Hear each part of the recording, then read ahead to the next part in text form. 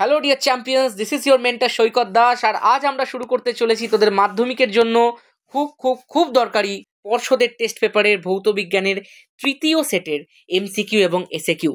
এটা কিন্তু আমাদের পর্ষদের তৃতীয় এবং 36 নম্বরের প্রিপারেশন সিরিজের সপ্তম ভিডিও। এর আগের শর্ট কোয়েশ্চেনের ভিডিওগুলো যারা দেখিসনি অবশ্যই তারা কিন্তু দেখে নে, তার কারণ সিরিজটা পুরো দেখে নিতে পারলে মাধ্যমিকের ভৌত বিজ্ঞানের গ্রুপ এ এবং গ্রুপ বি এর শর্ট কোয়েশ্চেন্স কিন্তু তোর হাতের মুঠোয়।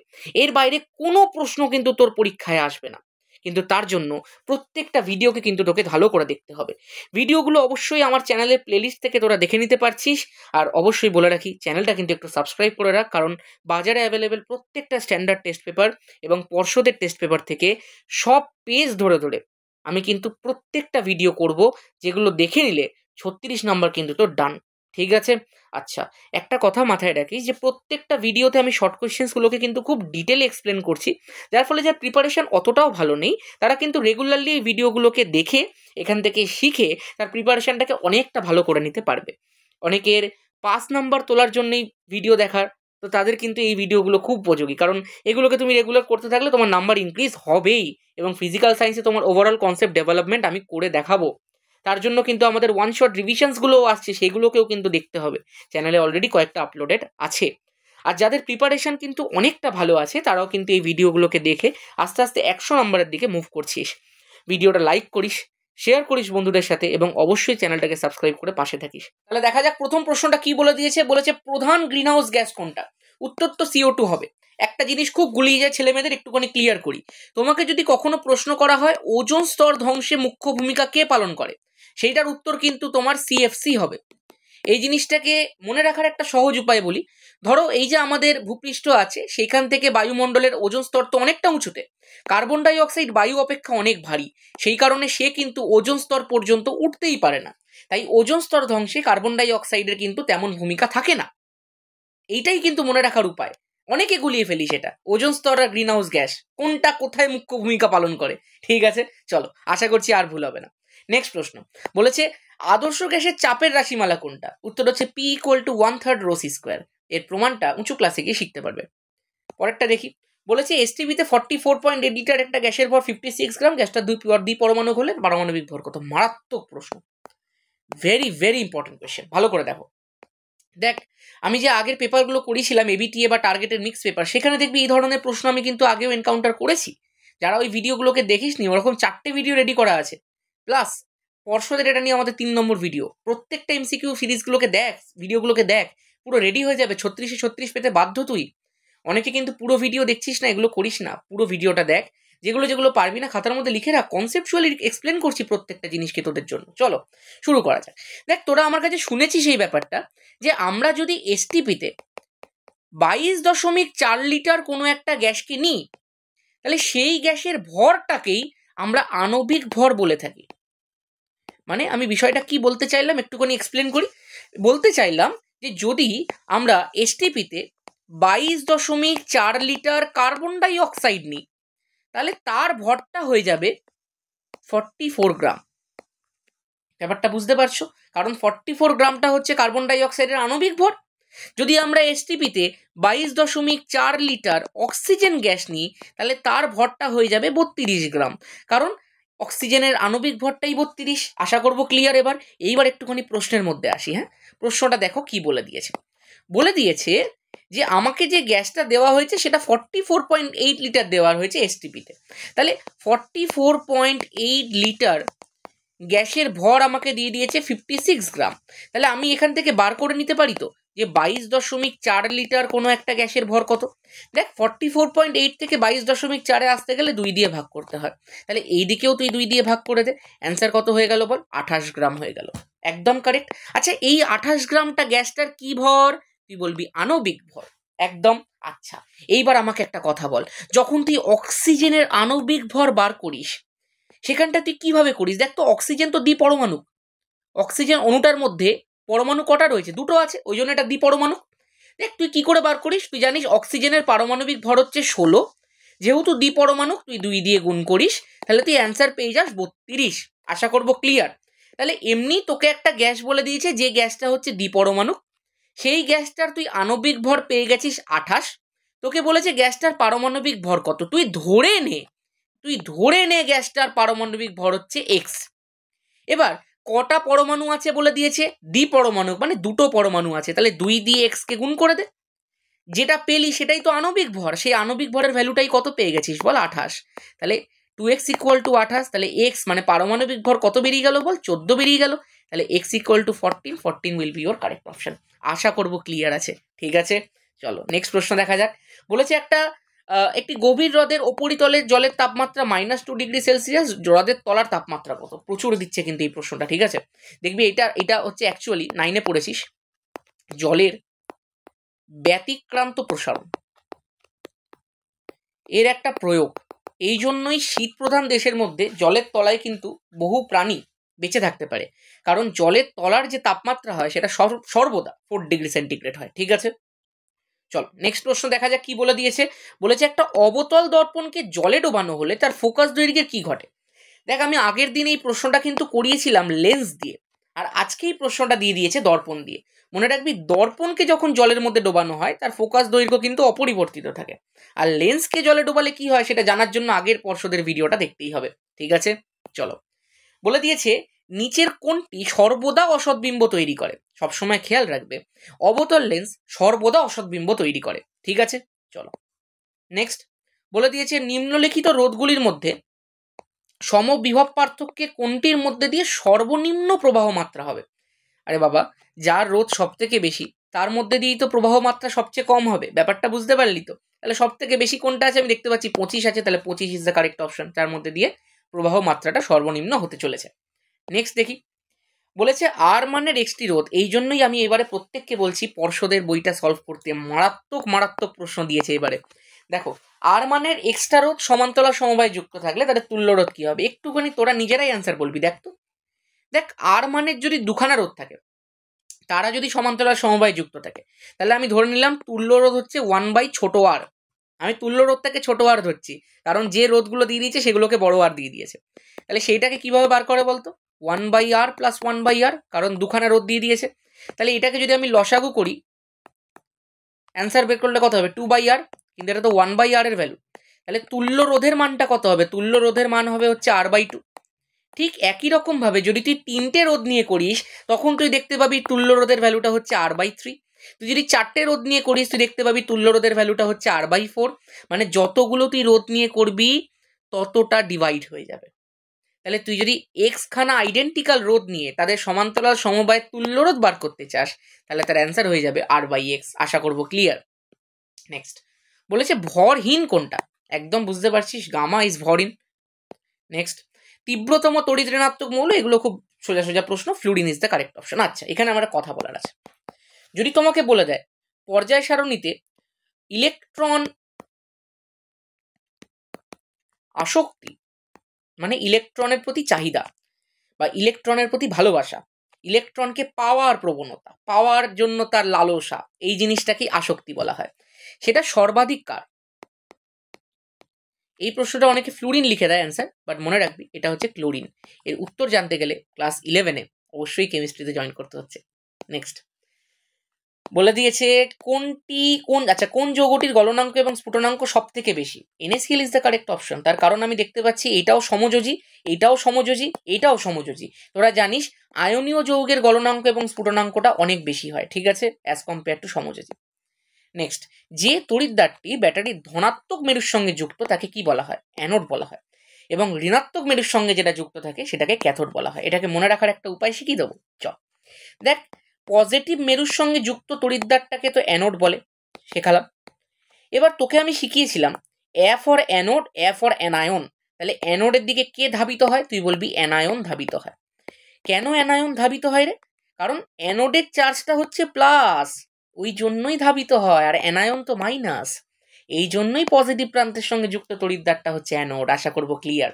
তাহলে নেগেটিভ প্রান্তের সঙ্গে যুক্ত তড়িৎদ্বার কি হবে? ক্যাথোড। তাহলে ক্যাথোডের চার্জ কি? নেগেটিভ। তাহলে ওর দিকে কে যাবে? পজিটিভ চার্জগ্রস্ত ক্যাটায়ন যাবে। ক্লিয়ার? চলো, এই ধরনের অ্যাপ্রোচগুলো শেখাচ্ছি। লাইক কর ভিডিওটা, সাবস্ক্রাইব করে দে নতুন দেখলে, আর বন্ধুদের সাথে শেয়ার কর। বলেছে পরীক্ষাগারে অ্যামোনিয়া গ্যাস প্রস্তুতিতে ব্যবহৃত অ্যামোনিয়াম ক্লোরাইড এবং কলিচুনের অনুপাত কত? যারা জানিস না, এটা আমার জৈব রসায়নের অ্যামোনিয়া পার্টের ওয়ান শট রিভিশন অবশ্যই দেখ। আমি এই উইকে আয়নীয় সমযোজী বন্ধন আলোটা দেখছি, এই উইকে যদি না আসে তো পরের উইকে আসবেই কনফার্ম। এগুলো তো আনছি ওয়ান শটগুলো। আমাদের কিন্তু পর্যায় সারণীর লাইভ ক্লাস হচ্ছে অনলাইন, প্রত্যেককে জুড়তে হবে। আমি কিন্তু শিডিউল জানিয়ে দেবো, প্রত্যেকে আমার সাথে থাকিস। প্রায় 2 ঘন্টার একটা ক্লাস নেব, পুরো পর্যায় সারণী মেকআপ করিয়ে দেবো, ঠিক আছে? প্রশ্ন উত্তর সব করিয়ে দেবো, টার্গেট থেকে ভালো ভালো কিছু প্রশ্ন নেবো, এবিটিএ থেকে নেবো, পর্ষদ থেকে নেবো, সব সলভ করিয়ে দেবো। একদিনের ক্লাস দেখবি পর্যায় সারণী রেডি, ঠিক আছে? আর ওটা 1K স্পেশাল, হ্যাঁ, ওই জন্যই লাইভটা করাচ্ছি। আচ্ছা, অ্যামোনিয়াম ক্লোরাইড আর কলিচুনের অনুপাত কিন্তু হয় 1:3। নেক্সট প্রশ্ন দেখা যাক। আচ্ছা, একটা জিনিস খেয়াল রাখিস, এটাই যদি কলিচুন আগে দিয়ে দিত তাহলে কিন্তু 3:1 হয়ে যেত। নেক্সট প্রশ্ন বলেছে কোন ধাতু সংকটটিতে জিঙ্ক উপস্থিত নেই? নেই কোনটাতে হবে? বেল মেটালের মধ্যে হবে। তার কারণ দেখ, বেল মেটাল মানে তোরা হয়তো অনেকে জানিস না যে বেল মেটালটা কার নাম। বেল মেটালটা হচ্ছে অ্যাকচুয়ালি কাঁসা। যেই কাঁসায় কি কি আছে মনে রাখার টেকনিক শিখিয়ে দিয়েছিলাম। ক ফর কপার, আর সা এটা কিন্তু এসএন থেকে এসছে। এসএন মানে হচ্ছে টিন। তাহলে কপার আছে কত পার্সেন্ট থাকে বল? 80% থাকে। টিন কত পার্সেন্ট থাকে বল? 20% থাকে, ঠিক আছে? এইটাই কিন্তু হচ্ছে কাঁসা সংযুক্তি, যেটা হচ্ছে বেল মেটাল। এখানে কোনো জিঙ্ক নেই, so bell metal is the correct option. Next বলেছে নিচের কোনটি কিটোনের কার্যকরী গ্রুপ? প্রত্যেকেই জানিস সি ডাবল বন্ড, এবং যেহেতু সি এর সাথে ও এর দুটো বন্ধন, সেই কারণে আরো দুটো বন্ধন কিন্তু ফাঁকা থাকছে, ঠিক আছে? So that is the answer. চলো, তাহলে আমাদের মোটামুটি 1 নম্বরের যে দাগের প্রশ্নগুলো থাকে এমসিকিউ, সেগুলো সবকিছু শেষ হলো। এবার চলো দেখা যাক 2.1 অর্থাৎ এসএকিউতে প্রথম প্রশ্নটা কি বলে দিয়েছে। বলেছে সৌরকোষে ব্যবহৃত মৌলের নাম কি? প্রত্যেকেই জানি সৌরকোষে ব্যবহৃত মৌলের নাম হচ্ছে সিলিকন। নেক্সট প্রশ্নটা দেখা যাক। বলেছে জ্বালানির তাপন মূল্য বলতে কি বোঝো? এটা জিনিসটা আমি অনেকবার লিখিয়ে দিয়েছি আমার ভিডিওসগুলোর মধ্যে। সো যারা একদম প্রপার এক্সপ্লেনেশন চাস এটার, তারা কিন্তু আমার প্রিভিয়াস ভিডিওগুলোকে একটুখানি ফলো করিস। যারা ফলো করে আসে তাদের তো কোনো ব্যাপারই না, ঠিক আছে? সেখানে আমি কিন্তু জ্বালানির তাপন মূল্য ইন ডিটেল পুরো ডেফিনেশন এবং তার প্রত্যেকটা ইউনিট কিভাবে আসছে, কেন আসছে, প্রত্যেকটাকে এক্সপ্লেন করেছিলাম। অবশ্যই প্রিভিয়াস ভিডিওগুলো দেখ, এটা পেয়ে যাবি। নেক্সট বলেছে স্থির উষ্ণতায় গ্যাসের চাপ বনাম আয়তনের লেখচিত্রটি আঁকো। আচ্ছা, এটা কিন্তু একটা ভালো প্রশ্ন এবং একটু এক্সপ্লেন করার মতো প্রশ্ন। তোরা বলবি এইটা তো খুব সহজ হয়েছে স্যার, তাও এক্সপ্লেন করার মতো প্রশ্ন। দেখো, স্থির উষ্ণতায় বলে দিয়েছে, যখনই তোমাকে স্থির উষ্ণতা বলে দিয়ে দেবে তখন তুমি বুঝে নিচ্ছ এটা কার সূত্র? তুমি বলবে বয়েলের সূত্র। আচ্ছা, বয়েলের সূত্রানুযায়ী আমাকে যদি চাপ মানে পি বনাম আয়তন মানে ভি, এই যে পিভি লেখচিত্র আঁকতে বলে, আমার প্রত্যেকে একদম চোখ কান বন্ধ করে এখন এঁকে দিতে পারবো যে পিভি লেখচিত্রটা হচ্ছে ঠিক এমনি। এখানটায় আমি পি দিলাম, এখানটায় আমি ভি দিলাম, আর সেই লেখচিত্রটার প্রকৃতি কেমন হয়ে যাবে বলো? এমনি হয়ে যাবে, সমপরাবৃত্ত প্রকৃতি। কিন্তু তোমাকে ধরো আজকে বলা হলো যে এই ব্যস্তানুপাতিক সম্পর্কের লেখচিত্রগুলো সমপরাবৃত্ত হয় কেন? কোনো এক্সপ্লেনেশন আছে? বলে হ্যাঁ আছে। কিভাবে? ধরো আমি আয়তনের একটা ভ্যালু নিলাম এই জায়গাটা, তাহলে তার করেসপন্ডিং প্রেশারের ভ্যালু কোনটা হবে আমার? এইটা হবে। একদম বুঝতেই পারছিস, তার করেসপন্ডিং প্রেশারের ভ্যালু এটাই হবে। ধর আমি আয়তনটাকে একটু বাড়ালাম, তাহলে এই দিকে যখন যাবো আয়তন তো বাড়বে, তাহলে আমি আয়তনটাকে একটু বাড়ালাম, তাহলে এর করেসপন্ডিং প্রেশারের ভ্যালু কোনটা হবে? হ্যাঁ, এবার দেখতে পাচ্ছ নিশ্চয়ই যে যখন আমি আয়তনটা বাড়ালাম আমার প্রেশারের ভ্যালুটা কিন্তু কমে গেল। দ্যাটস ওয়াই সমপরাবৃত্ত কিন্তু হচ্ছে একটা ব্যস্তানুপাতিক সম্পর্কের লেখচিত্র। একদম ক্লিয়ার? চলো নেক্সট। বলেছে এনটিপিতে কোনো গ্যাসের আয়তন হচ্ছে 5 লিটার, তাহলে গ্যাসটার মোল সংখ্যা কত? এটা মানে বাজে প্রশ্ন দিয়ে দিয়েছে, একটু ক্যালকুলেটিভ প্রশ্ন দিয়ে দিয়েছে। চ একটু দেখি। দেখ, আমরা জানি যে এনটিপি বা এসটিপিতে 22.4 লিটার যদি আমরা কোনো গ্যাস নিই, তাহলে সেইটা প্রকাশ করে 1 মোলকে। এটা আমি তোদেরকে বহুবার বলেছি, এই জন্য যারা যারা নতুন দেখছিস প্রিভিয়াস ভিডিওগুলো প্রথম থেকে ফলো কর, সব শিখে যাবি তোরা। তাহলে দেখ, 22.4 লিটার মানে যদি 1 মোল হয়ে থাকে, তাহলে 1 লিটার মানে, একটাকে ঠিক করে লিখে দিই, 1 লিটার মানে 1/22.4 মোল। একদম। তাহলে 5 লিটার মানে 5/22.4 এত মোল। এবার এইটাকে ক্যালকুলেট করে কত আসছে? 5/22.4 করলে এটা আসছে আমাদের মোটামুটি 0.22 কাছাকাছি। তাহলে এটার মোল সংখ্যাটা কত হয়ে যাবে বলো? 0.22। যেহেতু ভিডিওর একটা টাইম লিমিট থাকে, আমি এখানে এত ক্যালকুলেশন করতে পারবো না, কিন্তু তোরা সবাই ক্যালকুলেশন করতে পারিস আমি জানি, তো স্বাভাবিক 0.22 কারেক্ট অপশন, ঠিক আছে? ওকে। দেখো, এসটিপিতে 34 গ্রাম অ্যামোনিয়া গ্যাসের আয়তন কত লিটার? আচ্ছা, আমি একটুখানি এই বোর্ডটাকে ক্লিন করি। হ্যাঁ, দেখো বলে দিয়েছে এসটিপিতে 34 গ্রাম অ্যামোনিয়া আমাকে দিয়ে দিয়েছে। আচ্ছা, আমি এক কাজ করি, আগে একটু অ্যামোনিয়ার আণবিক ভরটা বার করে নিই। দেখো, নাইট্রোজেনের হচ্ছে 14 আর হাইড্রোজেনের হচ্ছে 1। কটা আছে হাইড্রোজেন? 3টে। তাহলে মোট কত হয়ে গেল বলো? 17 গ্রাম পার মোল। আমি বুঝতে পারছি যে এইটা হচ্ছে তার আণবিক ভর। এবার তোরা প্রত্যেকে জানিস যে আমরা যদি এসটিপিতে আণবিক ভর পরিমাণ কোনো গ্যাসকে নিই তাহলে সেটা বোঝায় 22.4 লিটার আয়তন। একদম। তাহলে দেখ, 17 গ্রাম যদি নিই তার আয়তন হবে 22.4। আমাকে নিতে কত বলে দিয়েছে? 34 গ্রাম। তাহলে 34 গ্রাম যদি আমি নিই, দেখ 17কে 2 দিয়ে গুণ করলে 34 আসে, তুই 22.4কেও 2 দিয়ে গুণ কর, অ্যান্সার চলে আসবে কত বল? 44.8। তাহলে 44.8 litre is the correct option. ঠিক আছে, প্রত্যেকে বুঝে গেছো? নেক্সট প্রশ্ন বলেছে এসআই পদ্ধতিতে তাপ পরিবাহিতা বা তাপ পরিবাহিতাঙ্কের একক লেখো। এটা কতবার যে করিয়েছি তার কোনো ঠিক ঠিকানা নেই, যেহেতু আগেরটা একটা থিওরি প্রশ্ন ছিল এবং অনেকটা এক্সপ্লেন করেছিলাম, সেই কারণে বললাম আগের ভিডিও রেফার কর, এটাকে আরেকবার না হয় করিয়েই দিই। চলো, এই নিয়ে আমি জানি না এটাকে কতবার করাচ্ছি। দেখ, তাপ পরিবাহিতাঙ্কের যে রাশিমালাটা হয় সেটা হচ্ছে Q into D A into θ2 minus θ1 into T. এখানটা তোরা জানিস কিউটা হচ্ছে পরিবাহিত তাপ, ডিটা হচ্ছে একটা ঘনকাকার পরিবাহীর বেধ, এটা কিন্তু হচ্ছে তার প্রস্থচ্ছেদের ক্ষেত্রফল, θ2 মাইনাস θ1 হচ্ছে তার দুটো বিপরীত তলের উষ্ণতার পার্থক্য, আর টিটা কিন্তু হচ্ছে টাইম। ঠিক আছে। আচ্ছা, টিটাকে অনেকে কিন্তু ভুল করে ফেলে, টিটা অবশ্যই মনে রাখবি টাইম। দেখ, কিউ এর যে ইউনিট আছে এসআই পদ্ধতিতে সেটা হচ্ছে জুল, ডি এর যে এককটা আছে সেটা কিন্তু হচ্ছে মিটার, এর যে ইউনিটটা আছে সেটা হচ্ছে মিটার স্কোয়ার, θ2 মাইনাস θ1 আলটিমেটলি তো টেম্পারেচার, তার ইউনিট কি? কেলভিন। তারপরে আছে দেখ টাইম, টাইমের ইউনিট কি বল? সেকেন্ড। একদম। এইবার মন দিয়ে শোন, মিটার দিয়ে একটা মিটার কেটে গেল, জুল পার সেকেন্ড যেটা আছে সেইটাকে আমরা লিখে থাকি ওয়াট, তাহলে ওয়াট লিখলাম। এই যে মিটার আছে সেটা ওপরে উঠবে, তাহলে মিটার ইনভার্স কেলভিন ইনভার্স। আশা করবো ক্লিয়ার, এটা কিন্তু এখন আমাদের ছেলেমেয়েদের মুখস্থ হয়ে গেছে, watt metre inverse kelvin inverse. Right. Next বলেছে একটা প্রিজমের প্রতি স্মারক তলের সংখ্যা কত। দেখ, আমরা যখন প্রিজমটা আঁকি, খুব সহজ একটা উপায় শিখিয়ে দিচ্ছি, আমরা যখন প্রিজমটা আঁকি আমরা দেখাই না এই তল দিয়ে ঢুকছে, এমনি করে সোজা যাচ্ছে, আবার এই তল দিয়ে বেরিয়ে যাচ্ছে, তাহলে কটা প্রতিসারক তল হলো রে? মাত্র দুটো। তাহলে অ্যান্সার হয়ে যাবে কটা বল? দুটো।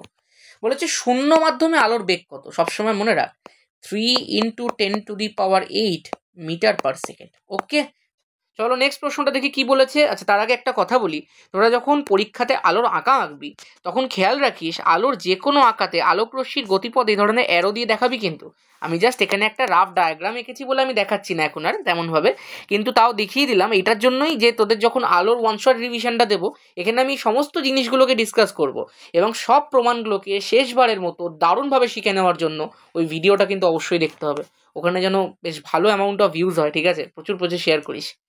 নেক্সট দেখো, বলেছে ক্যামেরার শাটারের কাজ লেখো। আচ্ছা, শাটারের কাজ যদি লিখতে আমি এটা যেহেতু প্রথমবার এনকাউন্টার করলাম তাই লিখে দিচ্ছি। এটা মেনলি কি করে? ক্যামেরার মধ্যে আলোক রশ্মির প্রবেশের সময়টাকে নিয়ন্ত্রণ করে। লিখে দিই, ক্যামেরাতে আলোক রশ্মির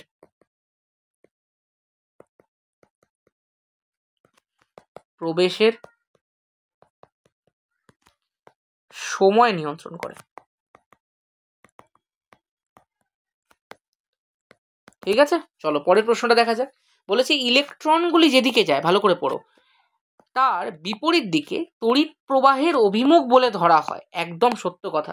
এটা দেখবি আমি আমার চলতড়িতের যে ওয়ান শট রিভিশন তার প্রথম পার্টের মধ্যে যেটা দিয়েছি সেটার মধ্যে ডিসকাস করে দিয়েছি কিন্তু। নেক্সট প্রশ্ন দেখি। বলেছে 3 পিন প্লাগের মোটা পিনটি হচ্ছে আর্থিং পিন, তাই না? প্রত্যেকে জানি সেটা। কেউ আমাকে লিখে দিতে পারবি এটাকে কেন মোটা রাখা হয়? চলো পরেরটা।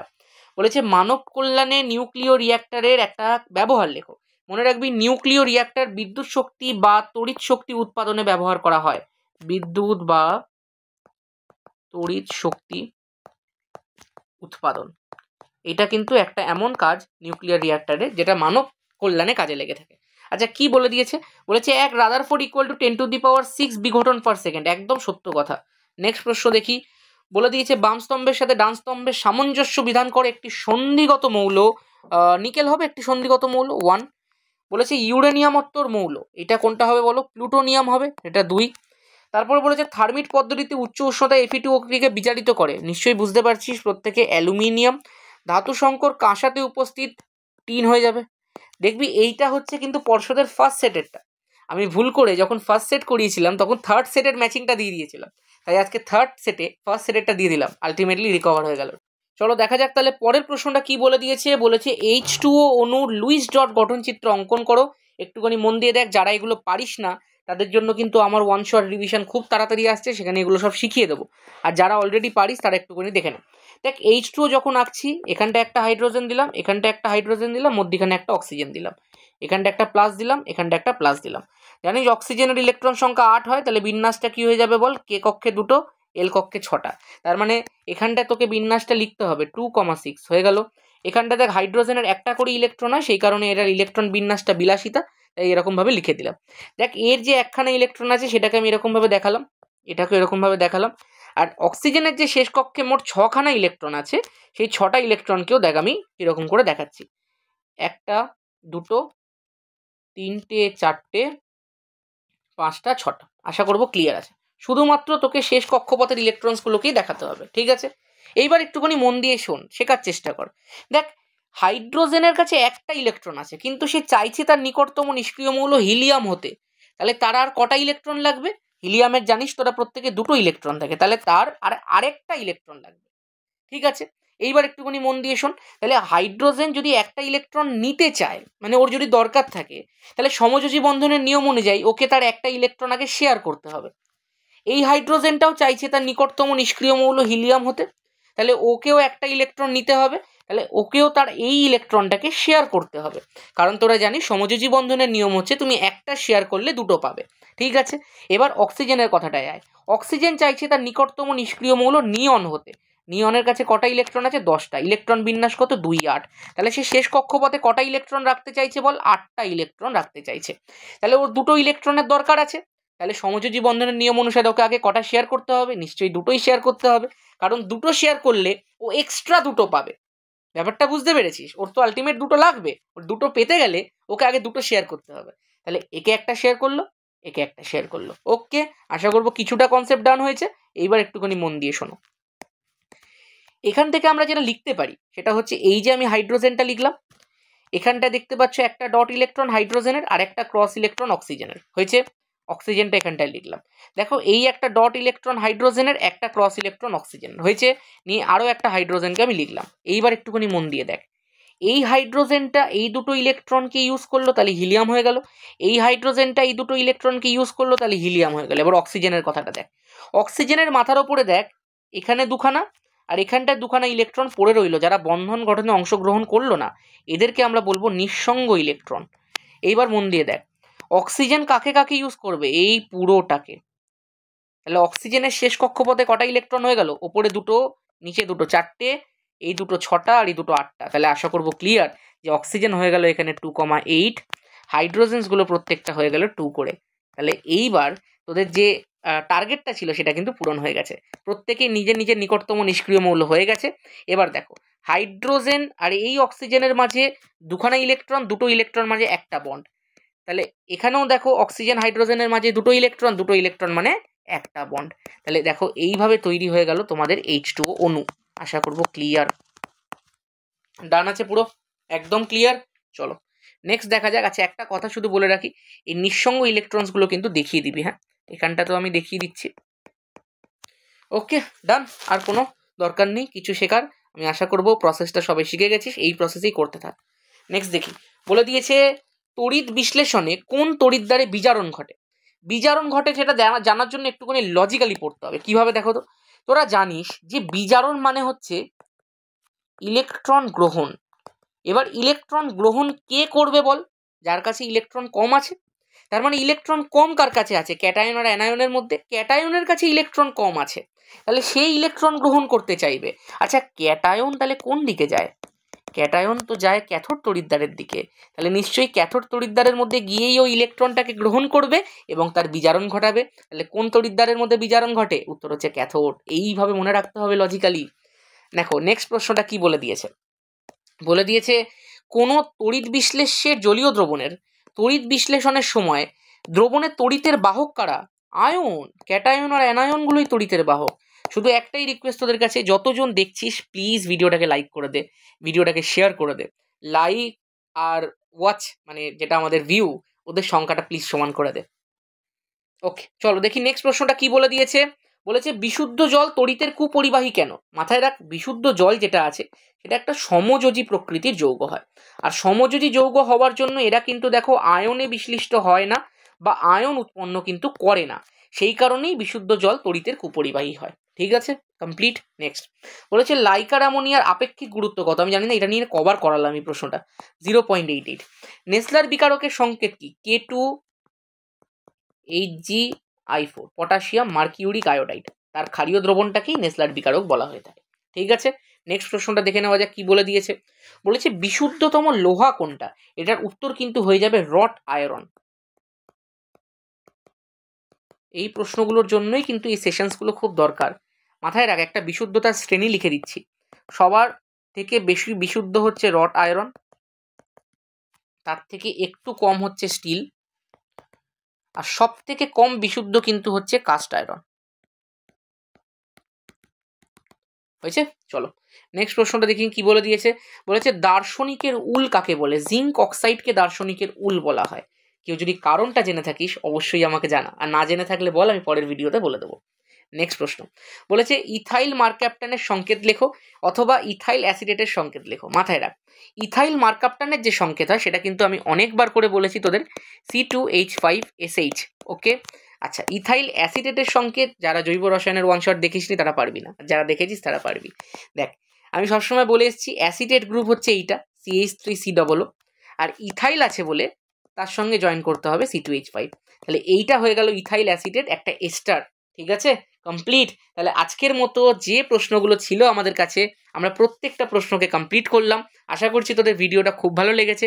ভিডিওটা ভালো লাগে একটা শেয়ার করে দিস, একটা লাইক অবশ্যই করে দিস, আর ভিডিওটার মধ্যে কমেন্ট করে অবশ্যই জানাস ভিডিওগুলো কেমন লাগছে। অবশ্যই তোদের থেকে এইটুকুই আশা করব, এবং তোদের যে ওয়ান শট রিভিশনসগুলো দেওয়ার কথা আমার, সেগুলো আমি অবশ্যই তোদেরকে ডেলিভার করব। মাথায় রাখিস, পর্ষদ কিন্তু আমরা পুরো শেষ করাবো এভাবেই, প্রত্যেকটা দিন এরকম ফাটাফাটি প্রশ্ন ডিসকাস হবে। সেই জন্য চ্যানেলটাকে অবশ্যই সাবস্ক্রাইব করে রাখিস। দেখা হচ্ছে কোনো পরের ভিডিওতে। আমি সৈকত দাস, আজকের মতো এখানেই থাকলো।